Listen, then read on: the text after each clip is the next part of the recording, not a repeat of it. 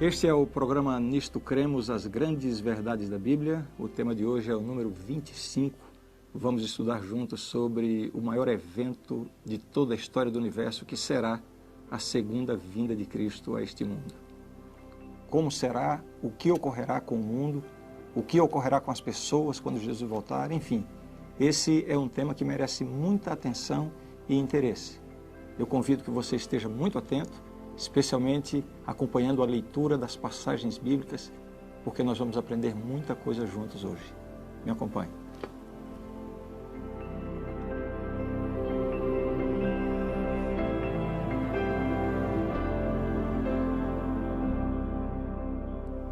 A primeira garantia que nós temos de que Jesus de fato voltará a este mundo é a promessa que ele mesmo fez. Aliás, ele fala sobre o seu retorno inúmeras vezes, mas esta aqui é talvez a promessa mais clara e objetiva que Jesus fez de que ele de fato voltará a este mundo. Vejam a promessa. Jesus disse: "Não se turbe o vosso coração. Credes em Deus, crede também em mim. Na casa de meu pai há muitas moradas. Se assim não fora, eu vou-lo teria dito, pois vou preparar-vos lugar. E quando eu for e vos preparar lugar, voltarei e vos receberei para mim mesmo, para que onde eu estou, estejais vós também." João 14, 1 a 3. Você percebe? Existem muitas outras referências bíblicas afirmando a volta de Jesus. Veja essa aqui no livro de Hebreus. "Assim também Cristo, tendo se oferecido uma vez para sempre para tirar os pecados de muitos, aparecerá segunda vez sem pecado aos que o aguardam para a salvação." Hebreus 9, 28. Vejamos agora algumas informações bíblicas sobre como Jesus virá. Eu convido que você acompanhe atentamente cada um desses textos da Palavra de Deus. Em primeiro lugar, o texto de Apocalipse 1, verso 7, nos mostra que a volta de Jesus será literal e pessoal. "Eis que vem com as nuvens, e todo olho o verá, até quantos o traspassaram, e todas as tribos da terra se lamentarão sobre ele, certamente. Amém." Então vejam, literal e pessoal. Não tem aquela ideia de uma coisa espiritual que vai ser vista apenas por um grupo de pessoas, não. O texto diz: todo olho o verá. Vejamos ainda, será audível. O apóstolo Paulo, em 1 Tessalonicenses capítulo 4, verso 16, ele diz: "Porquanto o Senhor mesmo, dada a sua palavra de ordem, ouvida a voz do arcanjo e ressoada a trombeta de Deus, descerá dos céus, e os mortos em Cristo ressuscitarão primeiro." Será um acontecimento audível, ao som de trombetas, à voz do arcanjo, realmente algo extraordinário. Vejamos ainda o que diz a Bíblia sobre a volta de Jesus. Será gloriosa. No livro de São Mateus, capítulo 16, verso 27, o próprio Jesus dizendo: "Porque o Filho do Homem há de vir na glória de seu Pai com os seus anjos, e então retribuirá a cada um conforme as suas obras." Essas passagens todas refutam completamente a ideia de que Cristo voltará de forma secreta, sem que ninguém veja, a fim de arrebatar secretamente a sua igreja, como alguns pensam. Apocalipse 1,7, que nós acabamos de ler, diz assim: "Eis que vem com as nuvens, e todo olho o verá." Veremos agora o que acontecerá com as pessoas na ocasião da volta de Jesus. Haverá pessoas vivas nesse momento, haverá pessoas que ao longo da história da humanidade já morreram. Dentre esses dois grupos, haverá pessoas que viveram com Jesus, outros que não quiseram saber de Jesus. Afinal, o que acontecerá com as pessoas? Vejamos o que diz a Bíblia. "Então aparecerá no céu o sinal do Filho do Homem. Todos os povos da terra se lamentarão e verão o Filho do Homem vindo sobre as nuvens do céu com poder e muita glória." Palavras do próprio Jesus falando a respeito da sua vinda, um acontecimento extraordinário. Ainda em Mateus 24, "Porque assim como o relâmpago sai do Oriente e se mostra até no Ocidente, assim há de ser a vinda do Filho do Homem." Mateus 24, 27, palavras do próprio Jesus. Agora, outra pergunta: o que acontecerá às pessoas na ocasião da volta de Jesus? Qual será a reação das pessoas? dos que estiverem aqui quando Jesus voltar? E daqueles que já morreram também? Qual será a reação das pessoas? O que acontecerá com as pessoas? Primeiramente, com a volta de Jesus ocorrerá a morte dos ímpios. Aqueles que não aceitaram a Jesus como seu Salvador serão destruídos na sua vinda. O texto diz assim: os reis da terra, os grandes, os comandantes, os ricos, os poderosos, e todo escravo e todo livre, se esconderam nas cavernas e nos penhascos dos montes, e disseram aos montes e aos rochedos: caí sobre nós e escondei-nos da face daquele que se assenta no trono e da ira do Cordeiro. Vou repetir. Caí sobre nós e escondei-nos da face daquele que se assenta no trono e da ira do Cordeiro, porque chegou o grande dia da ira deles. E quem é que pode suster-se? Apocalipse 6, versos 15 a 17. Aqui o profeta teve uma visão de como seria a volta de Jesus e ele viu profeticamente essa cena terrível. Todos os ímpios, todos aqueles que não quiseram saber de Deus, na volta de Jesus, se precipitando nos penhascos, nos rochedos, enfim, serão aniquilados porque não vão poder subsistir à glória da volta de Jesus. O que mais vai acontecer? Ressurreição dos justos mortos. Aqueles que morreram em Cristo, essa é uma expressão da Bíblia. Aqueles que morreram em Cristo, quando Jesus voltar, receberão a sua vida de volta. O texto diz: porquanto o Senhor mesmo, dada a sua palavra de ordem, ouvida a voz do arcanjo e ressoada a trombeta de Deus, descerá dos céus, e os mortos em Cristo ressuscitarão primeiro. Aqui está a garantia da ressurreição dos justos mortos. Agora sim, a transformação dos salvos.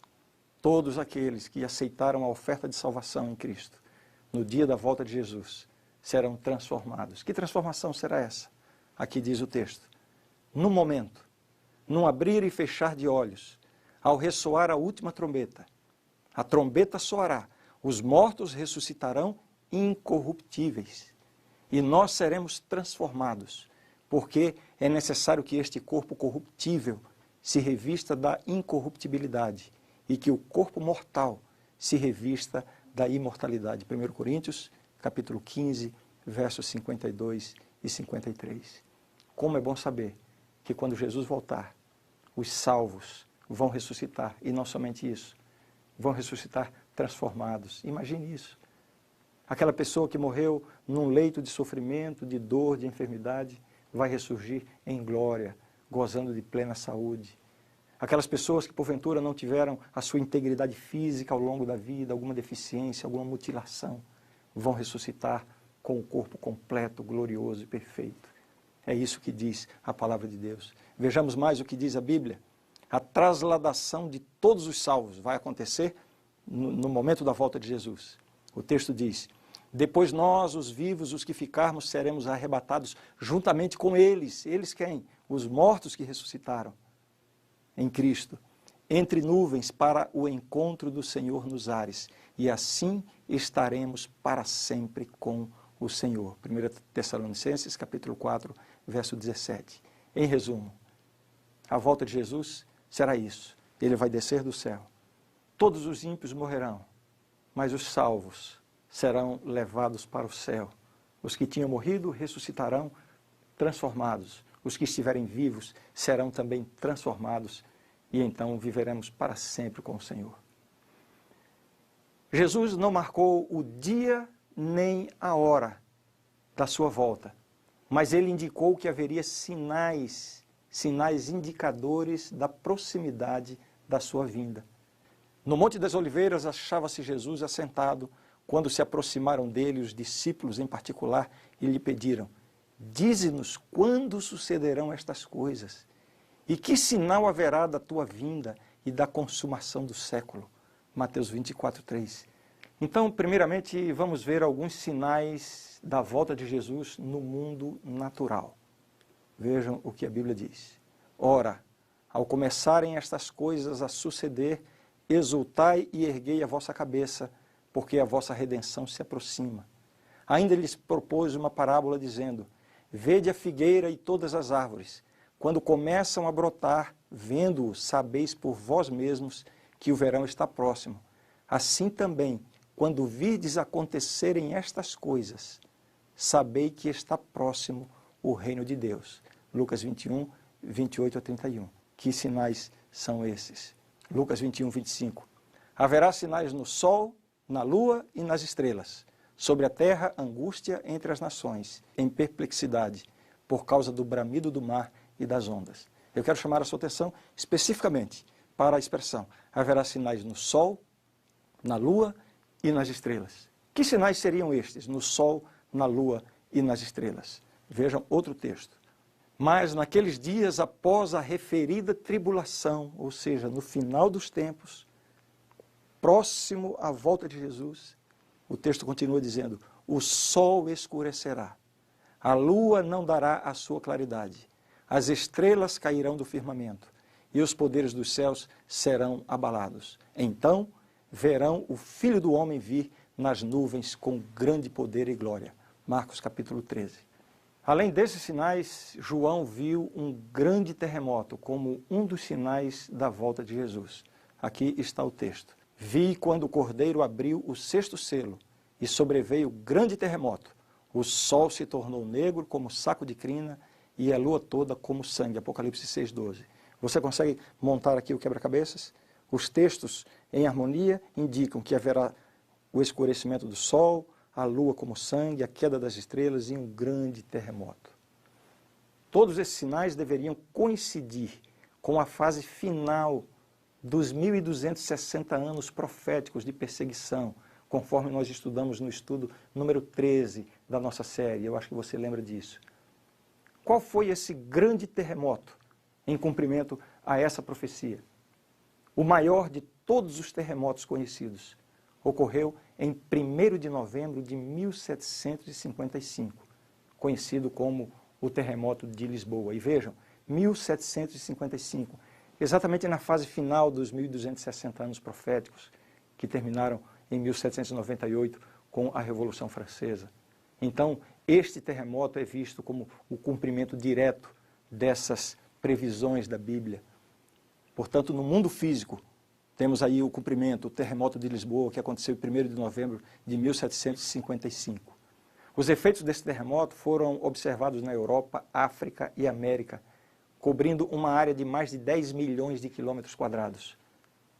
O seu poder destruidor centralizou-se em Lisboa, Portugal, onde, em questão de minutos, arrasou edifícios públicos e residenciais, causando milhares de mortos.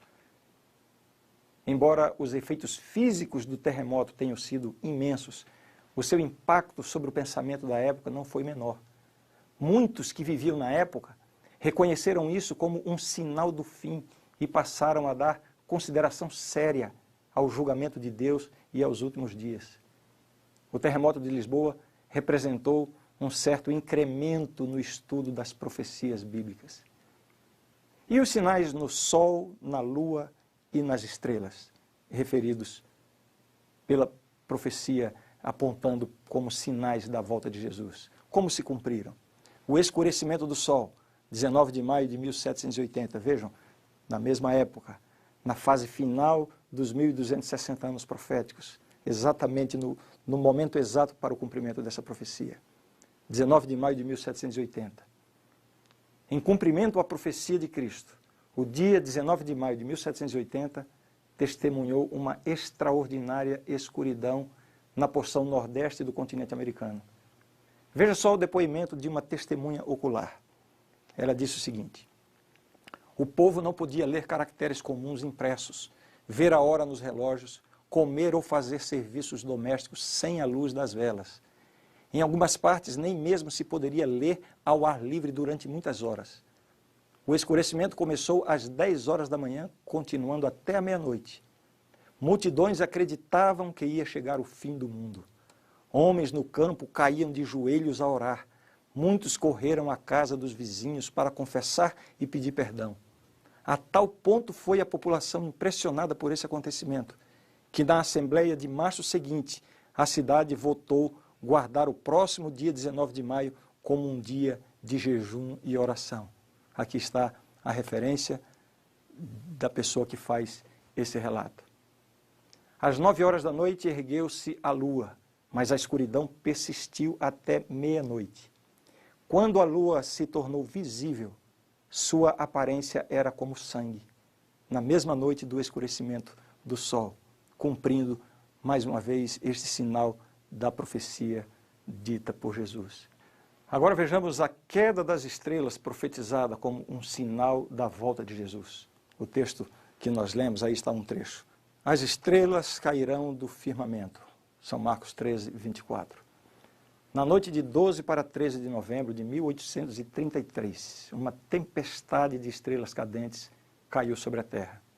A América do Norte recebeu o fenômeno com maior ímpeto.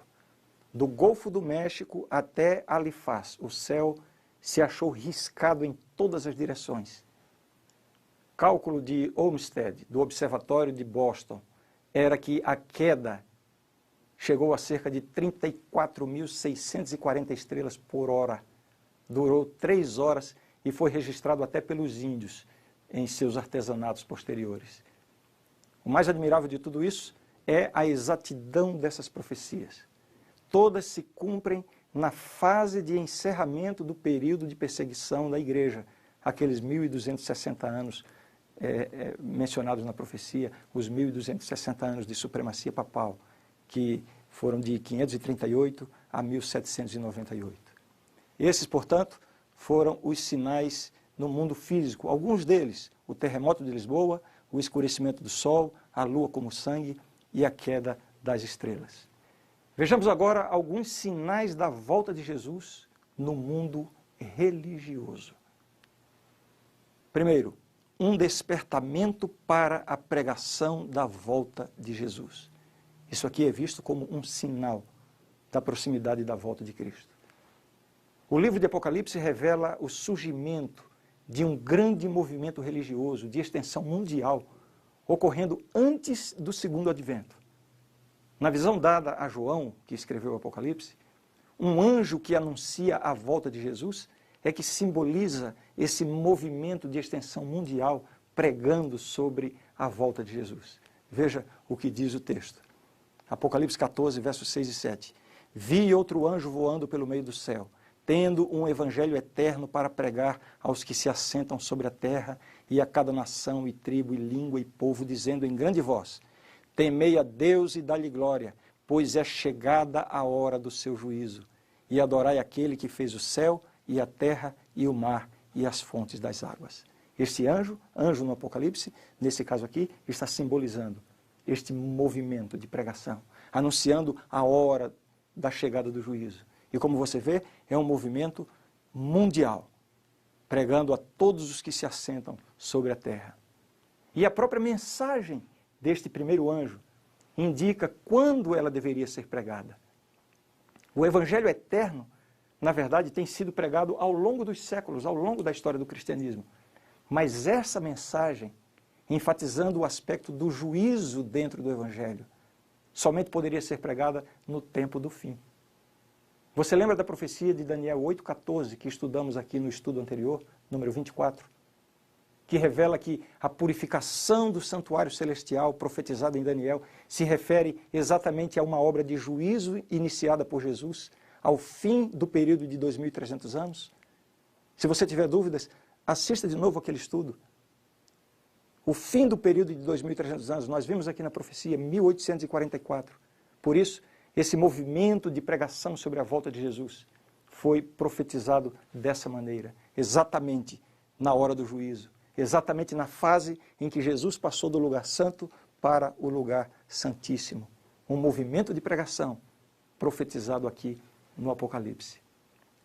Existe um movimento que surgiu bem no final dos 2.300 anos de Daniel 8,14 e começou a pregar enfaticamente o segundo advento de Jesus por todo o mundo. Esse é o movimento adventista ou a Igreja Adventista. A natureza mundial desse movimento é um dos mais claros sinais de que a volta de Cristo se aproxima. Veja, assim como João Batista preparou o caminho para o primeiro advento de Cristo, assim também o movimento adventista está preparando o caminho para o seu segundo advento. A mensagem central pregada por esse movimento se encontra em Apocalipse 14, dos versos 6 a 12. Eu vou pedir que depois você leia com calma, para você ver exatamente o que a profecia diz sobre a mensagem central que deve ser pregada nesses últimos tempos, próximo à volta de Jesus. Muito bem, estamos falando sobre os sinais da volta de Jesus. Já vimos os sinais no mundo físico e agora estamos considerando os sinais no mundo religioso. O primeiro que mencionamos é um despertamento para a pregação da volta de Jesus. Um segundo sinal no mundo religioso será a pregação do Evangelho em todo o mundo. Vejam o que está dito na Bíblia. E será pregado este Evangelho do Reino por todo o mundo, para testemunho a todas as nações. Então virá o fim. Nós podemos testemunhar hoje um grande avanço na pregação em lugares do mundo antes impenetráveis pela igreja. Os recursos tecnológicos, TV, rádio, internet, têm possibilitado um grande avanço para o Evangelho. E além de qualquer recurso humano ou tecnológico, Deus poderá a qualquer momento remover todas as grandes barreiras que hoje impedem o avanço do Evangelho e fazer com que todas as pessoas no mundo tenham acesso à mensagem de salvação em Cristo. Este é um sinal quando o Evangelho for pregado em todo o mundo. Outro sinal no mundo religioso, embora pareça um paradoxo considerado com o que acabamos de ver, é, na verdade, um declínio religioso que vai ser testemunhado quando Jesus estiver próximo a voltar. Vejam o que diz o texto bíblico. Sabe, porém, isto: nos últimos dias sobrevirão tempos difíceis, pois os homens serão egoístas, avarentos, jactanciosos, arrogantes, blasfemadores, desobedientes aos pais, ingratos, irreverentes, desafeiçoados, implacáveis, caluniadores, sem domínio de si, cruéis, inimigos do bem, traidores, atrevidos, enfatuados, mais amigos dos prazeres que amigos de Deus, tendo forma de piedade, negando-lhe, entretanto, o poder. Foge também deste, 2 Timóteo 3, 1 a 5. Essa aqui é uma descrição exata do mundo em que estamos vivendo. E isso aqui é apresentado como sendo um sinal da volta de Jesus. Olha o que o apóstolo diz: sabe, porém, isto, nos últimos dias. E a condição das pessoas, da sociedade hoje, nunca foi tão harmonizada com essas palavras como em qualquer outra época da história. Outro sinal importante da volta de Jesus no mundo religioso é o ressurgimento do papado. Ao longo dessa série de estudos, nós analisamos várias profecias que apontavam para o período de supremacia papal. Veja especialmente o estudo número 12, para você se lembrar e entender bem esse assunto.